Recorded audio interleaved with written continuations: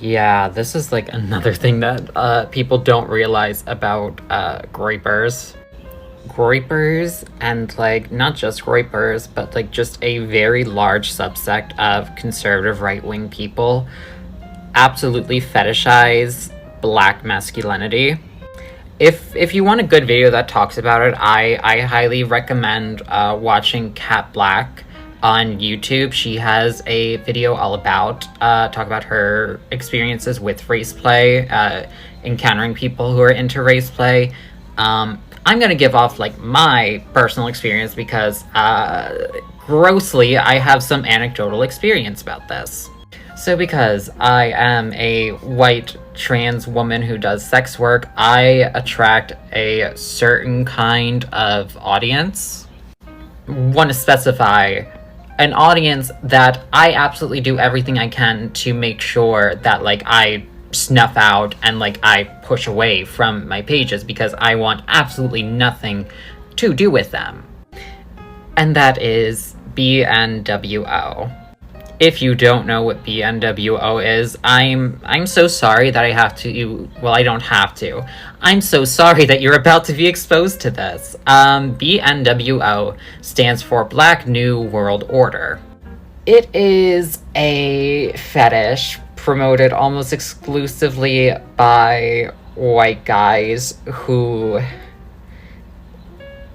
think that like the natural order of things is that white men are it's so weird that sexually white men are inherently subservient to black men in terms of sex and thus need to reject their masculinity and transition into women so that they can please black men. And oh my god, it's if you are like any type of trans sex worker online, like you will always have those people in your fucking comments, and they are the most fucking annoying people. Like a year into when I first started doing sex work, I, like told everyone, like I revealed like, oh, I'm in a long-term committed relationship. I've been with my boyfriend since before I started doing sex work. And yeah. And people were mad. People were mad, not because I had a boyfriend. They were fine with the fact that I had a boyfriend. They were mad at the fact that, one, my boyfriend was not white. Two, that specifically my boyfriend is Asian. Because to a lot of these BMWO freaks, if I'm not with a white guy, then I have to be with a black guy in order to, like, serve their gross, dehumanizing fetishes. Not dehumanizing me, but dehumanizing, like, black men. So yeah, there you go. That's BMWO explained. I'm very sorry to any black person that has to put up with them. Yeah, I have a BBC fetish, hashtag snow bunny, am I right, guys? I feel like that's inherently racist, though. No, I'm just admiring the black men, you know what I mean? I'm admiring them by fetishizing them completely. Yeah, I feel like, again, that's racist because you're fetishizing them based on their race. No, it's not racist. I just post about them, 10 times a day, even more, about how much I want to be, fucked by them. And it's just so crazy, They're kind of like animals to me. Yeah, no, that's really bad, honestly. Actually, let's not kink shame because this is not hurting anyone. Well, the kink is all about fetishization, and I feel like that's inherently hurting people because it's seeing people as less than, you know what I mean? Also, we should kink shame a little bit if it comes to racist, horrible kinks like that. I think you're just projecting because you want to be piped by a black man, honestly. No, that's horrible, man. I mean, I like people just based on their personality, not because they're black or white or whatever. Racist guy here. I really hate race traders, but I do watch a lot of BBC Board and post it in people's replies to make them feel weird. Who the fuck are you? So the other day I posted a video explaining what BMWO was to people, and I'm here to add on to that video because I fear some people have gotten the wrong messages. Number one, do not use me as your single source of info when it comes to BMWO and just racial fetishization in general. I am a white woman, and so those things inherently affect me the least outside of just my own anecdotal experiences. I highly encourage you to seek out Black voices and Black people's perspectives on these subjects. Second, I had a lot of people who were leaving comments like, oh, so does this mean that all conservative men are secretly gay or secretly trans, etc., etc.? And that is not the point. I fear you have completely missed the point. The point is that white supremacists come in many shapes and forms. White supremacists are not just white, cis, heterosexual men and women. You can have gay people who are white supremacists. You will have trans people who are white supremacists. You will have people of color who are white supremacists. And these people either fetishizing like Black people or any person of color or fetishizing transness does not cancel out their white supremacy. Third and finally, a lot of people seem to think that this is a consequence of phones and the internet. I'm very sorry to say that it's not. I wish it was, but sadly, racial fetishization has existed for as long as racism, and I would even argue the concept of race has existed, unfortunately. BMWO just happens to be one of the newer forms that it's taken. So yeah, that is all. Thank you for listening, and thank you all for the new follows. And when you look at, like, I've read, like, Raceplay, I've read forums where people are talking about Raceplay, and the way that these people talk about Black people is so appalling. I remember reading this one, there was a time where I was gonna do a video about this, like a research video about this, and I sat down and started reading through Raceplay blogs. And there were so many threads about how, you know, when you get a Black man in the bedroom and you call him the N-word, he's really into it. You know, he won't admit it outside of the bedroom, but you get him in there, nothing turns him on more. You know, just the way they talk about it. And so for me, because I get contacted a lot by these Raceplay people, what sticks out to me is I always tell them, no, I don't want this. Please leave me alone. And so I think of the times I've been contacted by these Raceplay people, the vast majority of the time, they don't respond back with, oh, I'm sorry, never mind. They respond back with, oh my gosh, well, and they start ranting at me for not responding positively to their racist inquiry about me, you know? And so for me, it's very hard for me to believe, personally, that a white person who engages in this Raceplay shit isn't racist. And it just makes me very uncomfortable. I don't like when anyone focuses. It's one thing to acknowledge my race and to celebrate my race and to say that I have a different race than you. That may or may not mean that we've lived very dramatically different lives. There's nothing wrong with that. For me, the issue comes when I could literally be any Black woman and I would have to adhere to your like preconceived racial fetish. You know, taking it away from Black people a little bit, I grew up in a predominantly Chinese and Korean neighborhood. And so many of my friends growing up had to deal with white men specifically approaching them because they wanted a submissive little Asian woman. Right? Now, growing up with Asian women, submissive? Not my friends, at least. I'm not saying it's impossible, but yeah, no, like the idea of like a shrieking, you know, Violet, this like quiet geisha kind of character, like just even thinking about the vast majority of, you know, my Asian girlfriends growing up, they weren't like that at all, right? But the idea that so many of these people had was that all Asian women were just this one specific way, right? All Asian women, by virtue of their Asianness, you know, Asia, which is a gigantic continent that has so many different cultures, must all adhere to this one specific thing. Personally, where I get resentment around a lot of this, you know, those types of assumptions is, you know, where Asian women are seen as very, very submissive, Black women are seen as very, very dominant. I'll never forget, I posted a picture in this atheist group I was in with my ex. And so many of the comments were from white men patting my ex on his back for being with a black girl because apparently by virtue of me being black, I must be able to aggressively ride his situation. And, you know, I don't know how, I mean, I'm assuming, well, let me not assume, but if you've ever done that in your life, it is quite the athletic ordeal. And I personally do not have that amount of athleticism.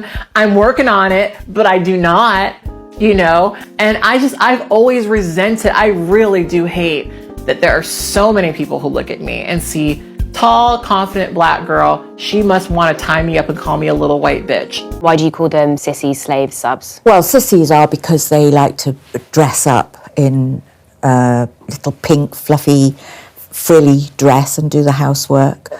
They're maids. They're whatever they want to be, really. So apart from the fact that they like to be dressed as sissies, they like to be humiliated as well.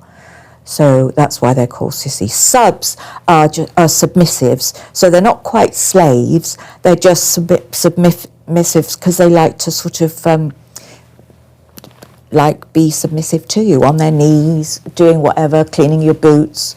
Whereas slaves are more, it's more like the gimp type thing where they do as they're told. They don't have a choice in stuff, and so it's just that slight difference between them.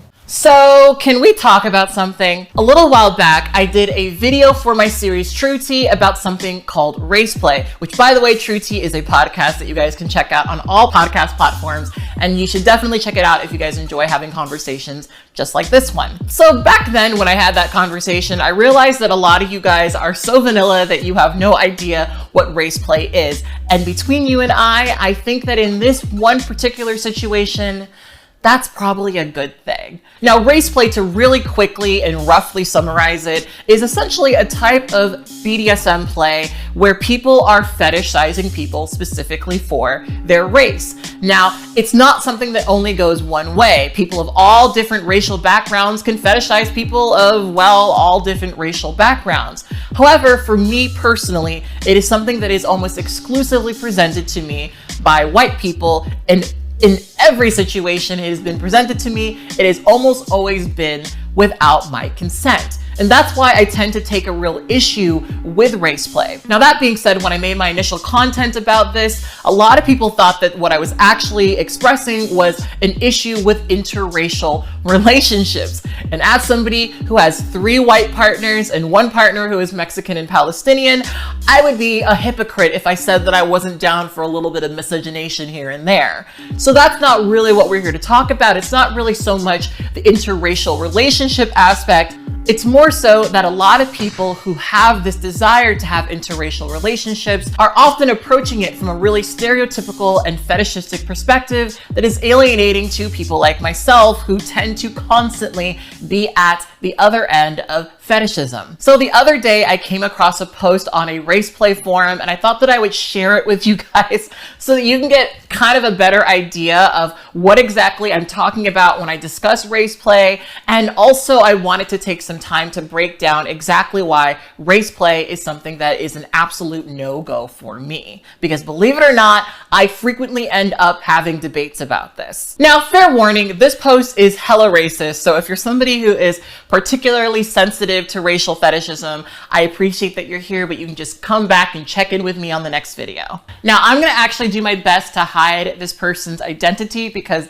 even though this makes me incredibly uncomfortable, I don't really believe in sending my audience to dogpile people, but it was such a great example of why this shit makes me uncomfortable that I really wanted to share it with you guys. Okay, so the post that I found was made by a white man who is an Uber driver. He identifies as a sissy, and on his dashboard, he has a picture of the Pan-African flag with a spade beneath it, with the caption, "Yes, I believe in black supremacy."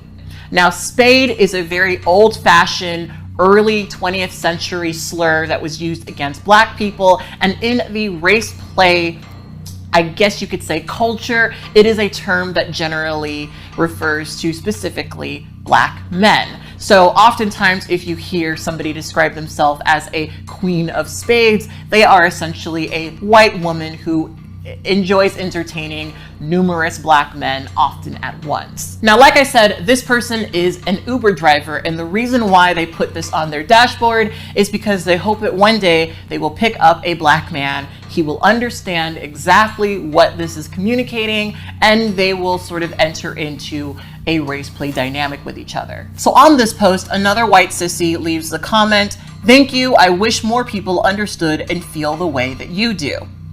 In response, the OP says, "I was and still am a student of history. I also know blacks on the whole are very intelligent. This is why society do their darndest to diminish their intellect. They are fearful of blacks learning their history." So one of the things that's really common in race play is that there is this sort of fixation on white people sort of doing the best they can do to apologize for the wrongdoings of their white ancestors, right? And you'll sort of see this as a theme throughout a lot of these posts where this person is very, very much invested in apparently doing some sort of reparation for black people because of slavery. So the person they're responding to says, "It's wonderful to hear. I have developed a tremendous respect and admiration for blacks. Do you ever get any comments on the pic above?" OP says, "No, but I think I may have found me a true owner. I think I will learn a lot from him, and not just sexually. With his attitude, I have no qualms of working for him. I do enjoy serving blacks since I was a child, as friends when growing up in upstate New York. Again, when I was in the Army, I turned down many promotions so that black soldiers would get the promotion that whites tried to deny them. Whenever I can also pay reparation payments when I can, regardless if male, female, or transgender." There's quite a bit of grammar issues here, but we're going to try to read through it. Person says, "That's such a positive attitude. I agree with you. I have learned so much in the past 40 plus years. I grew up in the South, and I have seen what blacks have overcome. I have tried to give blacks every chance I can. I started serving when I was in my 20s. It's strange how some accept it and others didn't take it as I thought they would." So this is a person who obviously has pushed race play onto people and did not really have a positive reception. Person responds, "I have never wanted to be R-worded, but I have been with 3 men on one occasion. I am not sure if I can refer to it as R-word if I consented to the act. I always seem to get to know those I have served in the past." OP responds, "I have resisted sex with men. My first man experience was when I was 18. I fought my feelings sexually until recently. He was a black god too. Now I have accepted that my body should also be for their pleasures. I hope to take my owner to Palmdale so he can meet a very close friend I have known for more than 30 years. Yes, she is black, and I have served her and since protected her against racists. I've done pro bono work for her, and now she is in law school, and we are the closest of friends, and nothing sexual, as she knows that I tend to lean on the gay side of life. Oh, being R-worded, I would eagerly serve too."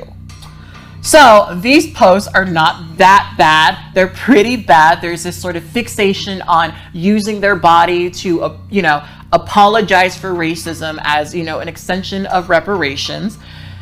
But it gets a little worse. So another person, another white sissy, starts commenting on the same post, and they say this: "I'm so glad to see that I'm not the only white boy who knows that the black race is the superior race. Our black masters and our ebony goddesses.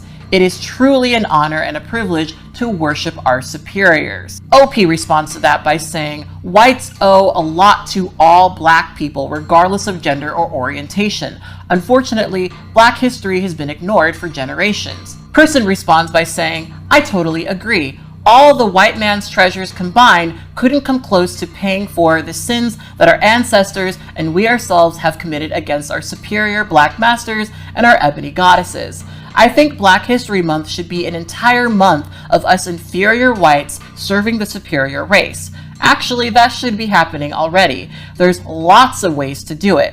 I also support a federal holiday called National Black Race Day, in which all white-owned businesses are required to close, thus forcing us white people to spend our money supporting black-owned businesses, which should be happening already. The OP responds by saying, "Dearest, supporting black businesses shouldn't have to be forced." They say in response, "Exactly." Now, that is just a very brief, honestly, not even that bad version of Raceplay, but I remember finding these Tumblr blogs, and all of these blogs were like about the white man paying the black man back by sort of doing these sexual things for them. And I just really wanted to sort of take a moment to unpack this, just in case, you know, there are people who don't understand why this is so often offensive to black people, because I know that listening to some of these things, you can hear what they're saying and sort of read them as a positive, a compliment. They're talking about supporting black businesses, they're talking about reparations, they're talking about extending Black History Month, they're talking about things that on paper sound positive, but there's one catch to all of it. Every last one of these things that I just mentioned is directly tied to their sexual gratification. When they speak positively about black people, they can't do it without viewing us through a lens of oppression. And that would lead me to question whether or not this person would be attracted to a black person if said person wasn't oppressed. On paper, they are being complimentary to black people, but it seems as though they have to sort of see black people through this very narrow lens in which they... Okay, all right. So I'm in my Uber, and I'm talking with the greatest Uber driver ever, Nick. All right, I'm not gonna show you face because, you know, yeah, we don't want nobody to, yeah.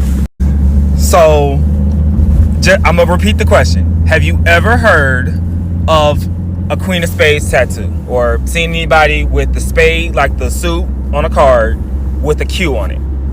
No. You have not. Okay, you may want to speak loud. I don't have a mic on. No, I am not. Okay, all right. So, think of it this way. There is a whole community of Caucasian women that have this tattoo, and this essentially means that they will easily submit, and whether they have families, whether they have responsibilities, they will instantly submit to being a how can I put this without they will essentially submit to black men and their long endowments, if you catch my drift. Okay. There's a whole community, and they just instantly just go out and fetishize black men simply because they feel like they have the right to it, and they don't care. They will approach anybody. They will approach black men in front of their husbands. Can I get directions to this community? I don't think they'd go for you, unfortunately. I'm just light skinned. You're not that light skinned, Nick. You are a lot bit more than that, my friend. They are going for. So what? Wait, what's your? I know it, but I just need to be. What's your background? Ethnic background? Whatever it needs to be. Bruh. You haven't seen me in the summertime. Oh, come on.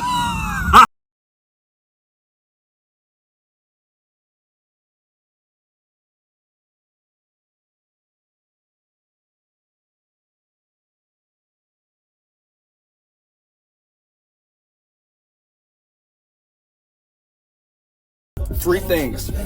One, I'm the man you wish you could be. Two, I'm the man your girl wanna be with. Three, you will not get my attention unless you're paying me. Again, one, I'm the man you wish you could be. Two, I'm the man that your girl wanna be with. And three, you will not get my attention unless you're paying me. That's all.